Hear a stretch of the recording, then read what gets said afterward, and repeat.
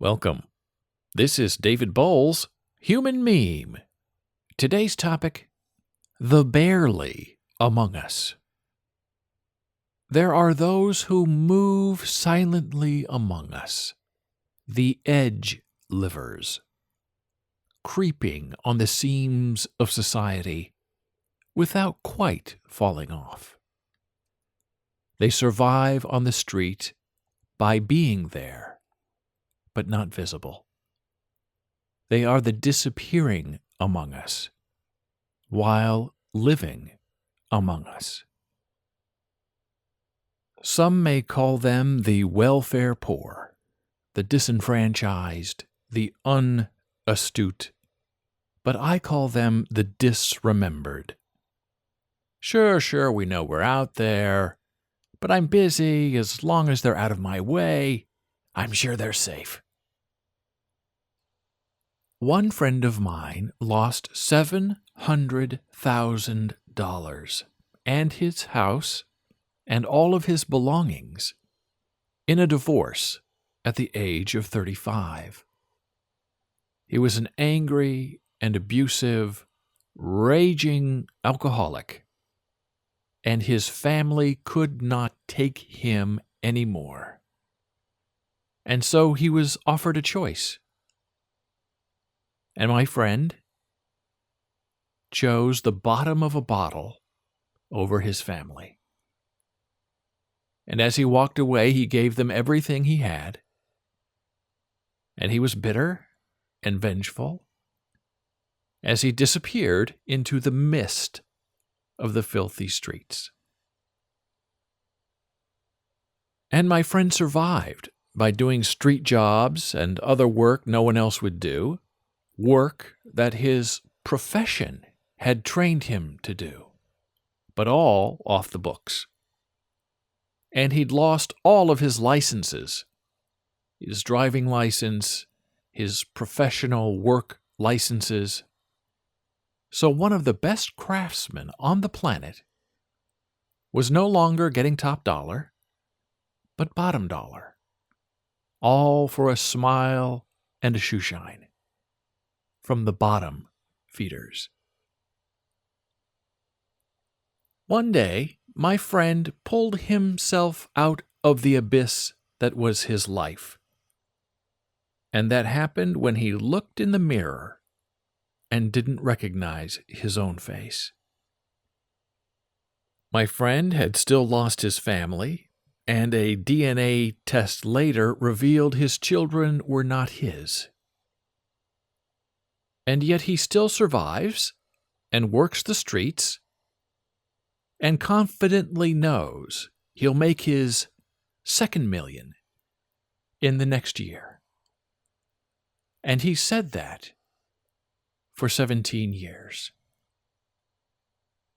My friend is now 77 years old, and he has no teeth and no home, and he picks his clothes from the dumpster in the corner alley.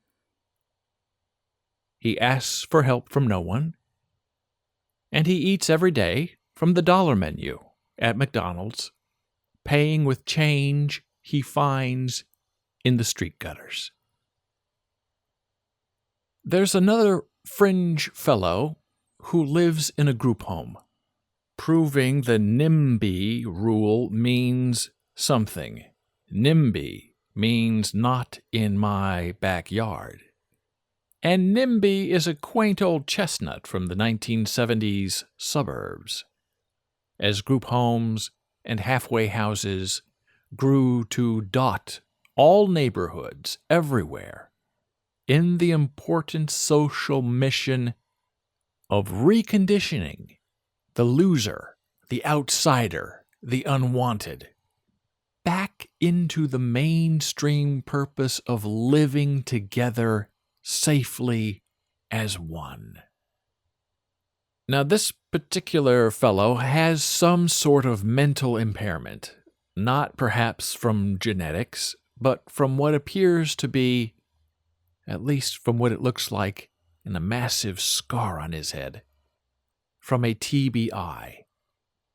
TBI means traumatic brain injury. And TBI appears to impair his impulse control. And his TBI creates moments of mental spitting as he spends his days on the streets talking to everything, animate, inanimate, and his nights are spent in a community home for the disabled.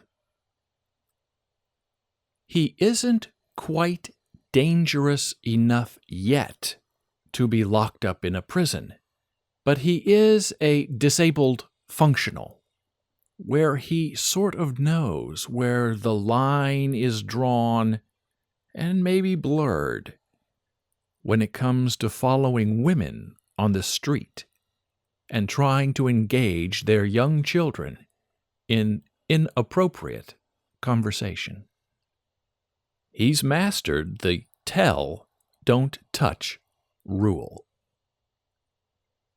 The worst part is when he follows families that he does not know into a fast food restaurant and then invites himself to sit with the family, and then he dominates the conversation with the children. Often the mother doesn't want to make a scene or be rude as she tries to figure out what's going on with this super friendly but incredibly creeping fellow. And more often than not, when I've seen him in action like that, I quietly move to the table and speak directly to the guy. And I let him know, hey, the family is eating, they'd like their privacy, and that maybe he should leave them alone so they can enjoy their meal. I've done that at least 10 times over the years, and the fellow still doesn't recognize me on the streets or during the interventions. Sometimes my direct intervention works, often it does not. But my friendly intervention is usually enough for the mother to catch on to what's happening, so she can either move, change tables, leave, or just tell the guy off, in rougher terms, to leave her children alone. Sometimes that works. Oftentimes it does not. Because this guy is smooth, and he knows, despite his TBI head trauma, exactly when his toe is on the line of going too far. And then he just disappears. And he disappears onto the next family. He identifies and then stalks as they too walk home from the train station. One last story is that of Homeless Hat Guy. That's his name on the street. He sleeps in doorways, he does odd jobs like picking up garbage from parking lots, and he is known around here for his giant, floppy sun hat. And that hat is supposed to protect his face from the sun, but it does not.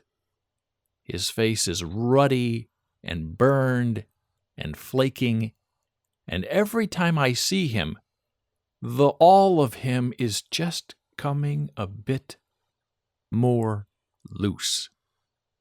Homeless Hat Guy is funny. Great sense of humor. Usually knows exactly who he is and what he's doing.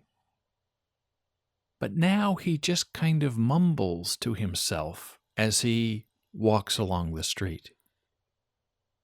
And we are all witness to the decline of the man back into the child. And one cannot stop and wonder why more isn't being done for him. I know life on the street was once an active choice for Homeless Hat Guy, but now it's become a death sentence. We have a serious problem in the United States of America with properly serving the mentally ill. Now, we cannot go as far as Belgium and euthanize disabled children before they become problem adults and too expensive for us to handle.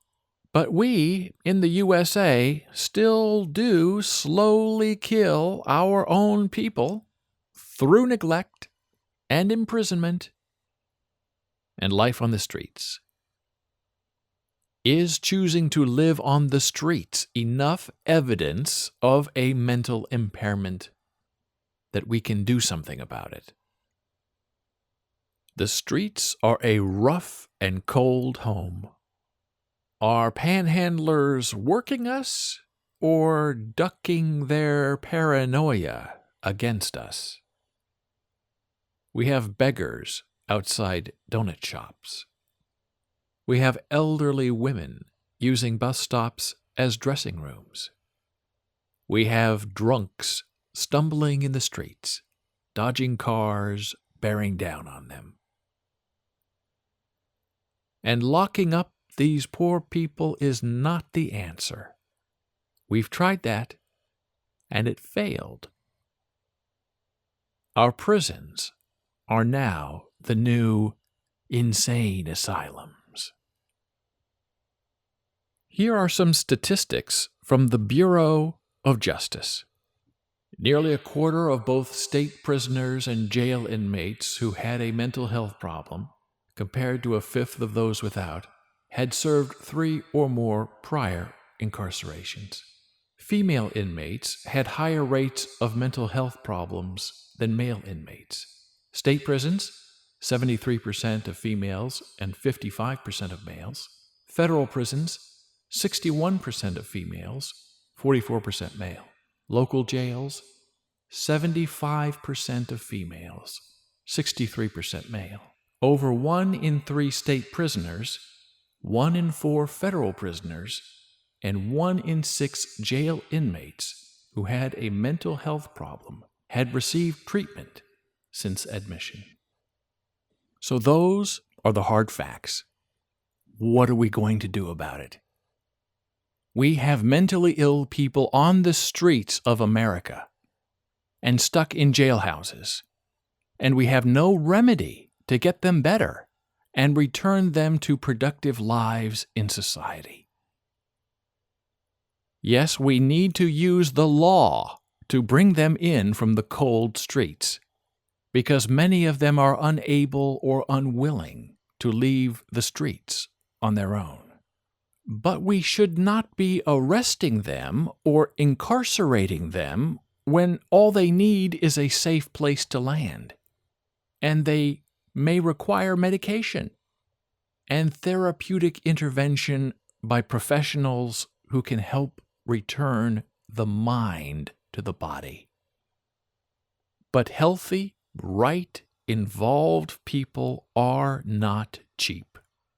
It takes a lot of money to heal a sick person.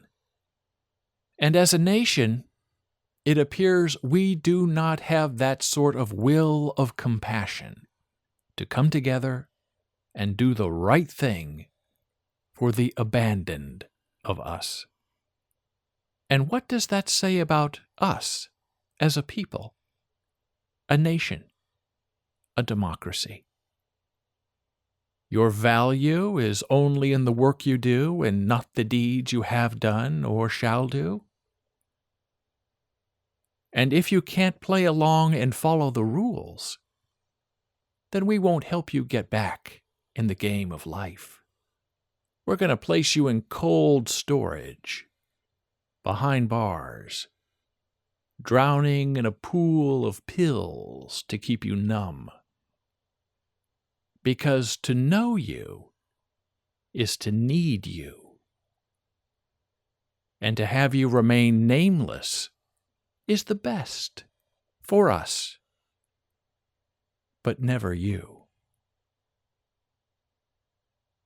Thank you for listening. Be a human me.